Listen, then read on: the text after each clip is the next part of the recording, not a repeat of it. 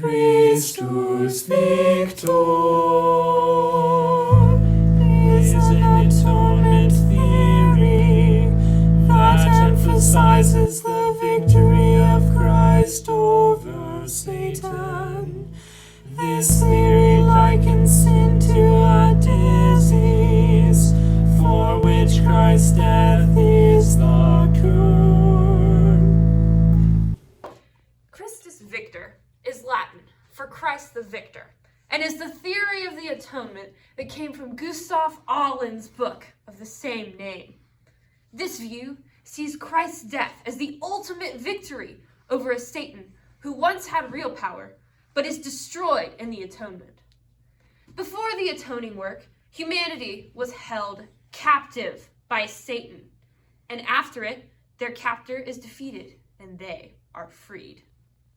But from whence came Christus Victor, and how far back can we trace it? Gustav Ahlen popularized Christus Victor.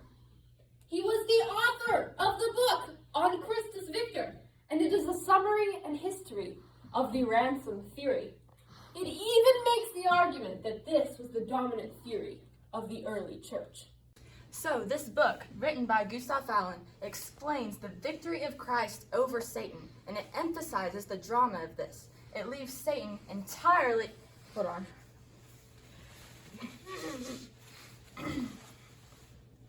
Powerless. Well, you see, according to Gustav Ahlen, the early church fathers believed ransom theory. This included Origen, Athanasius, and Basil the Great, Gregory of Nyssa, Gregory of Nazianzus, Cyril of Alexandria, Cyril of Jerusalem, and John Chrysostom. While at this time our theory had not come into existence, ransom theory was nevertheless the precursor of Christus Victor.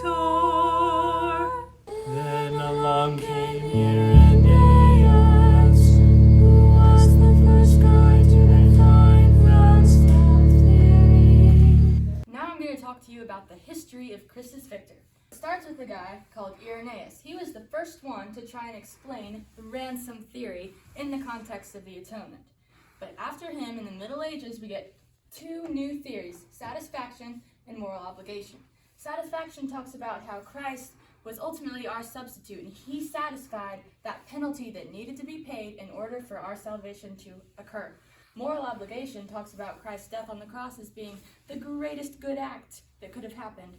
Next is Gregory of Nyssa, who came up with the great fish hook illustration.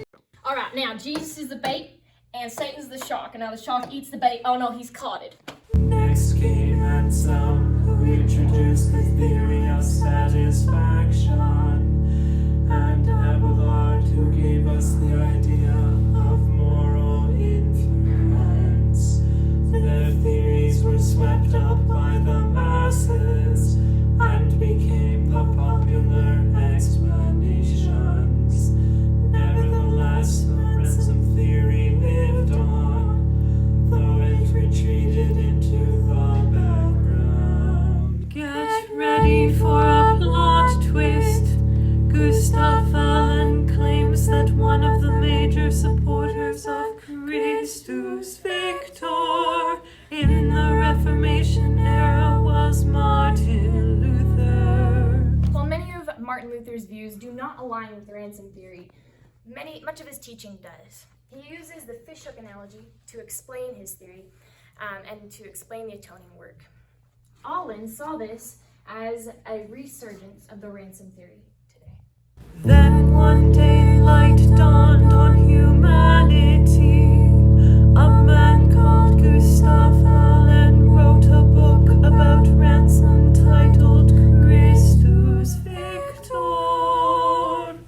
Ahlen's purpose in writing his book was not to create a new theory of the atonement, but rather to explain ransom and argue that it was the classic view. His explanation and emphasis of the drama and victory in Christ's death grew popular under a new name, the Christus Victor theory of atonement. People develop a new theory from this book that differs from ransom with one key distinction.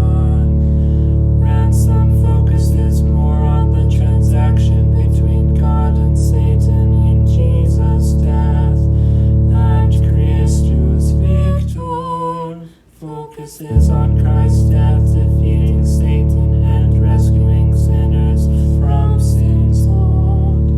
Christus Victor theory is popular. It goes against legal terminology in the atonement. Can we shut that vacuum off? Tim? Tim, can you shut that off? Tim, we're trying to film. I'm sorry. Come on. I'm supposed to be working here. Shut up. Against the legal terminology in the atonement.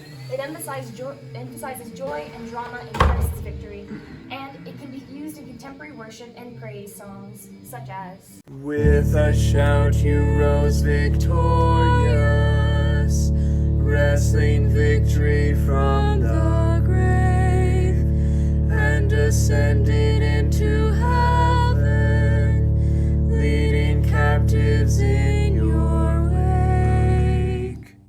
Modern theology. Liberal theologians, liberal theology and Pentecostalism are some of the doctrines that draw directly from this ideology. Christus Victor is also attractive to those such as libertarian theologians, liberation theologians. Christus Victor is seen as a cultural and political evils as the active work of sin in the earth. My bad. What I meant to say was they see it as that in the world and as a reaction against the participation of Christ's cosmic victory. Furthermore, Lutherans hold to this doctrine. Gustav Aulin himself was a Lutheran and spends a significant portion of his book explaining how Luther supported this dramatic and indeed victorious nature of Christ's death and resurrection.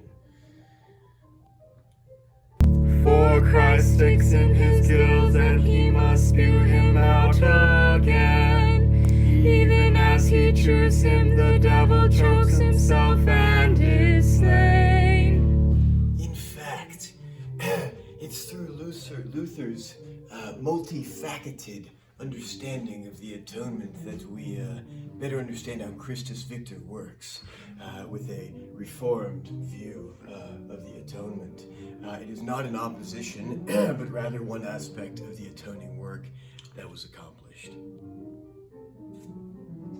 God's triumph over Satan via Christ's death is a common theme in the Bible, but shows up particularly in Hebrews 2:14-15.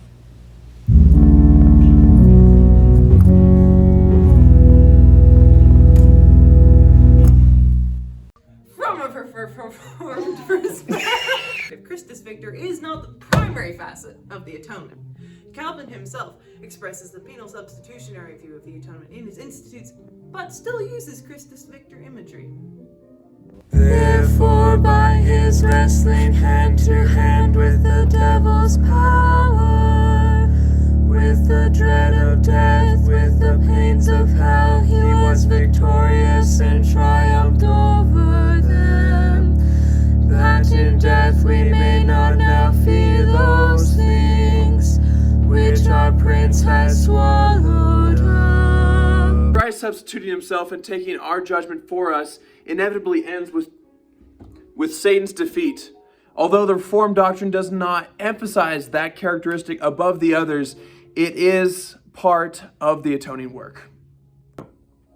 In summary, Christus Victor, in sum, is Christ tricking Satan into killing him and then resurrecting and taking away Satan's power. And I have a diagram that's perfect for this. Here it is. You see, crucifixion, and then resurrection, and boom, Satan's not as powerful anymore. That was so cringe. Oh,